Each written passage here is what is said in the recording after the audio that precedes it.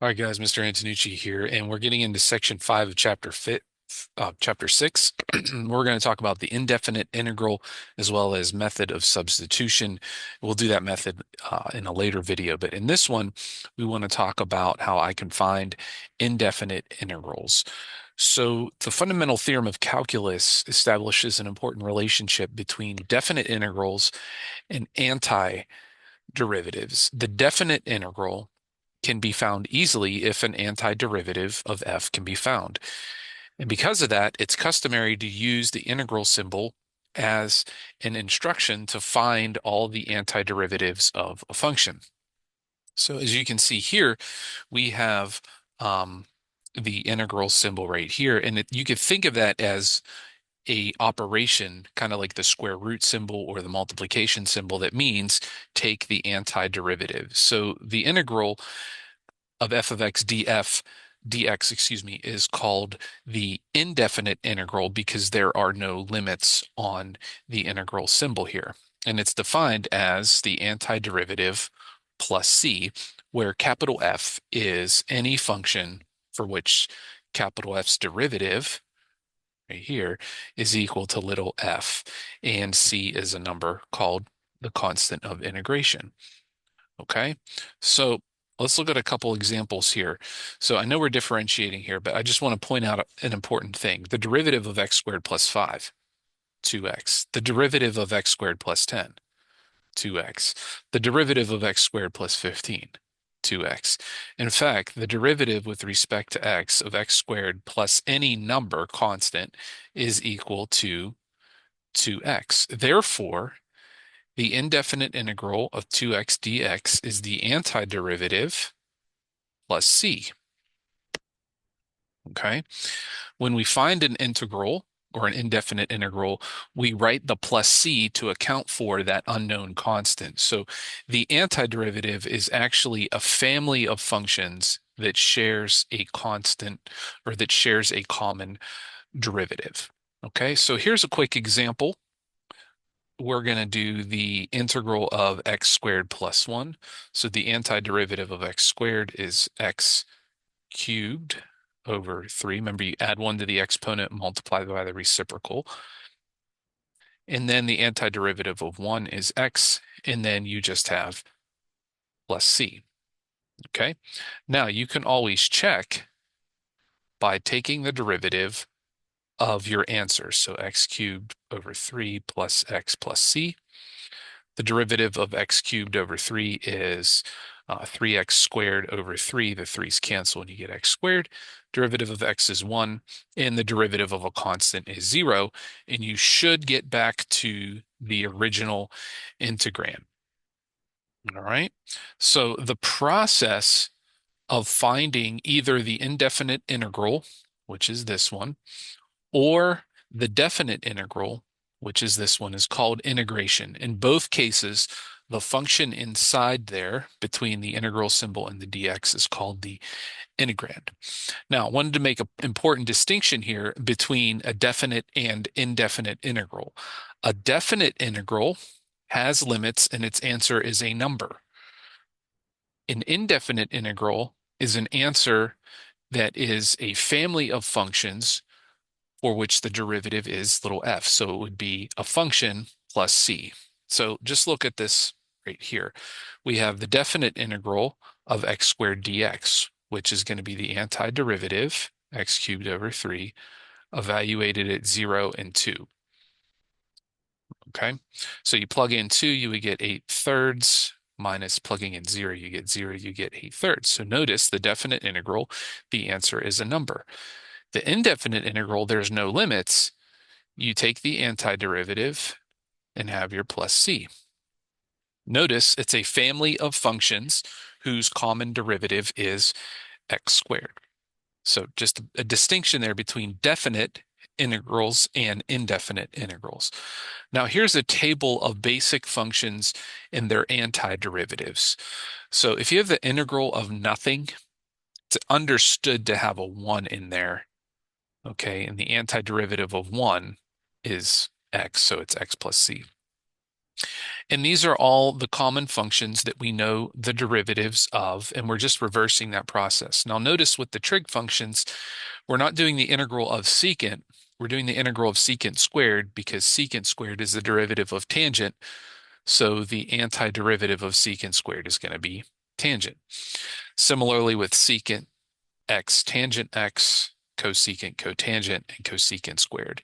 These ones with the square roots and the 1 over 1 plus x squared, those are the inverse trig functions.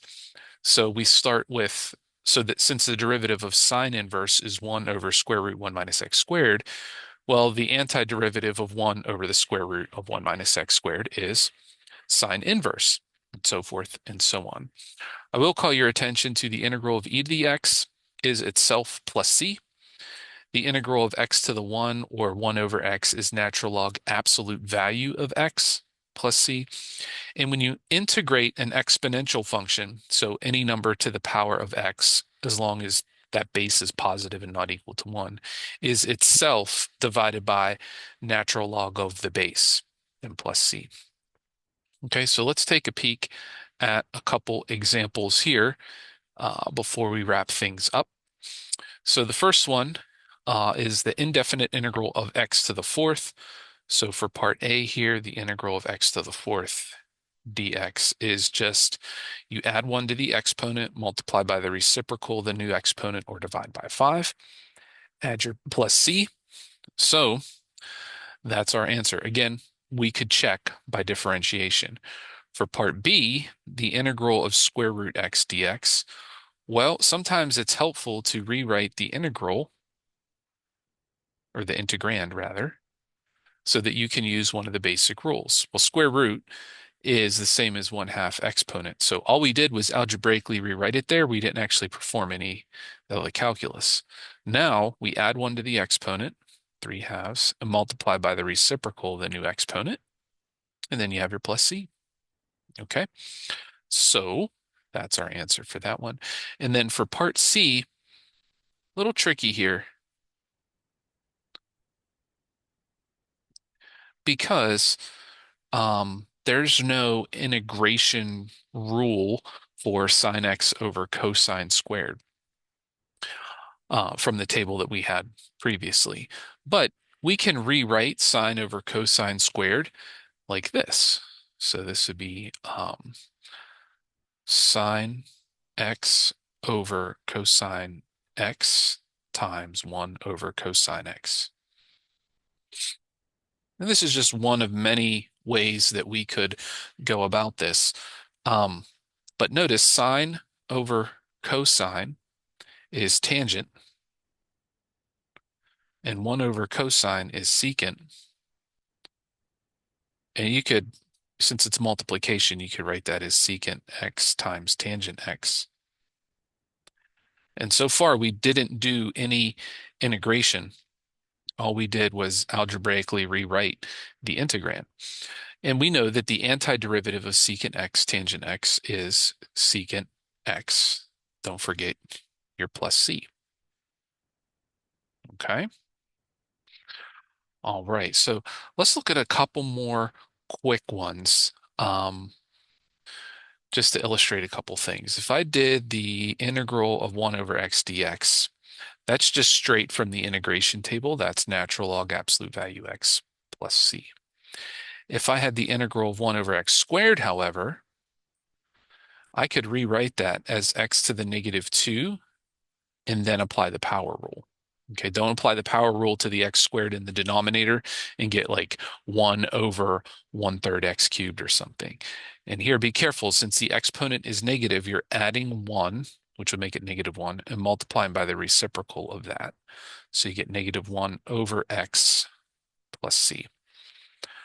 All right. Now, if you had 1 over x cubed, similar thing's going to happen. You're going to rewrite that as 1 or as x to the negative 3.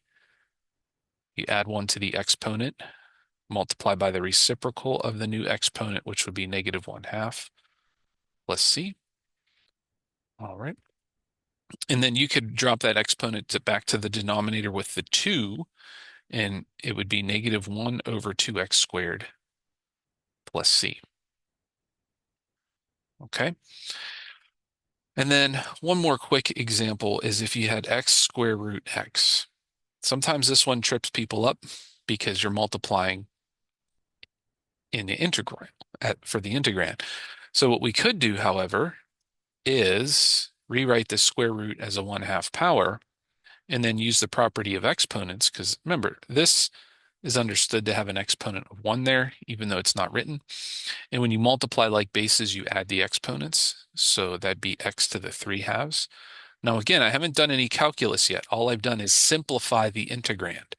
Now, since I have it as x to a power, I can apply the power property for integrals, add 1 to the exponent, which would make it 5/2, multiply by the reciprocal, 2/5, then have your plus c. Now, you can leave it like that, or you could rewrite it as 2/5 square root x to the 5th. All right, remember, if you have x to the m over n, it's going to be the nth root of x to the m. You can rewrite it like that. You don't have to, but sometimes on a test or AP exam or something like that, where you have multiple choice answers, they may throw one at you like that. So just know how to convert that. All right, guys, that's it for this one. Reach out if you have any questions. Take care.